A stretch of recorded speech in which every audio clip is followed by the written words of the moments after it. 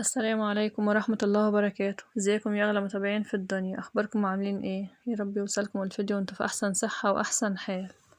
النهاردة هنعمل فطاير من ألذ الفطاير اللي هتجربوها وتعملوها، لذيذة جدا وجميلة جدا.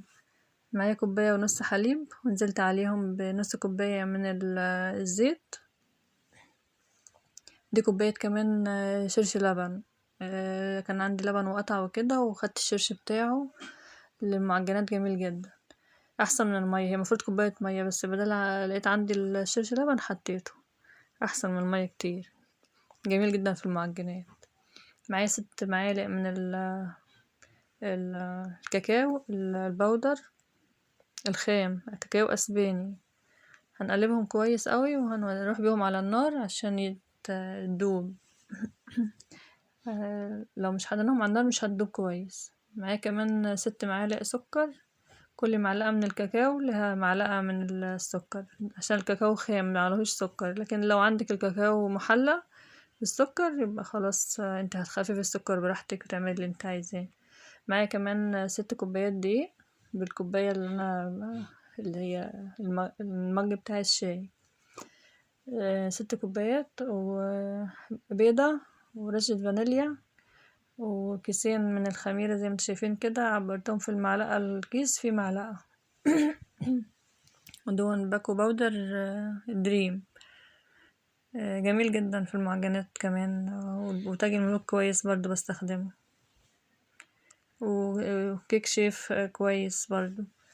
نزلت بقى بالخلطة اللي عملناها الأول بتاعة الكاكاو دي والحليب. هنعجن بقى، نعجن كده ونقلب كويس. اللهم صل وسلم وبارك عليك يا حبيبي يا رسول الله. دايما واحنا بنعجن كده متعودين نذكر الله ونصلي على النبي عشان البركة.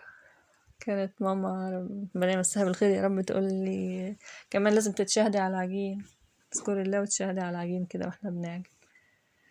هنقلب كويس قوي لحد لما تختلط العجينة ببعضها. وطبعا هاجن بايدي بقى عشان اعرف اظبط قوام العجينة.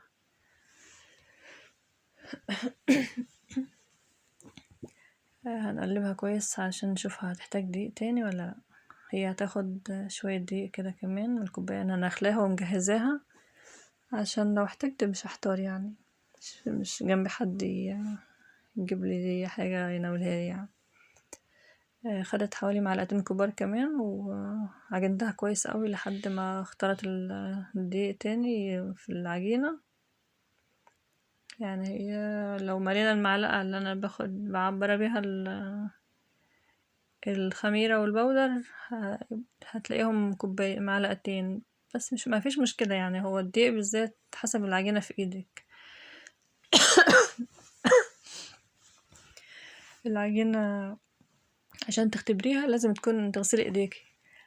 انا غسلت ايديا عشان اشوفها، غسلت ايديا فيها عجين هدنها هتلزق. غسلت ايديا وشفت الملمس بتاعها. عفوا. انا حطيتها ولعت الفرن يدفي شوية وحطيتها فيه، قعدت حوالي نص ساعة. مش متعودة اتكلم كتير فعشان كده بكح.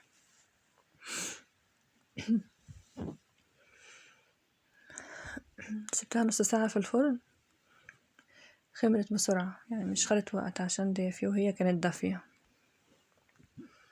قطعها كده زي ما انتوا شايفين، وهسيبها ترتاح شوية على ما اجهز الحشوة بتاعتها.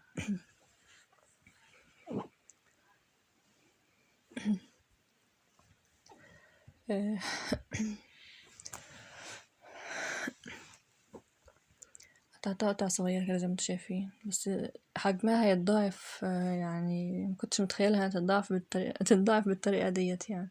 الحشوة دي انا عاملاها على ايدي كده، ايه، عبارة عن كاكاو،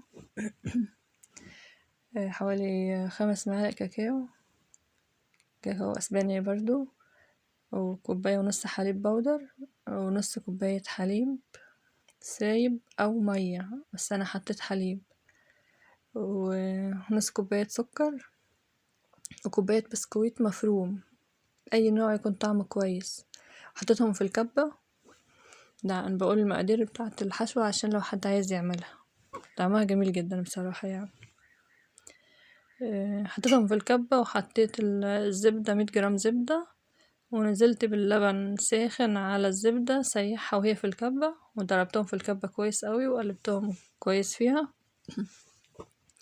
طلعتها طبعا كانت سايلة لسه، تحطيها في التلاجة شوية بتجمد زي ما شفتيها كده، جمدت وبقت تقطعيها بقى براحتك يعني.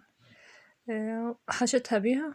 انت بقى لو عايزة تحشيها جبنة كريمي، اي حشو عايزة تحبيها، عايزة تحطيها يعني الحشو اللي تحبيها يعني.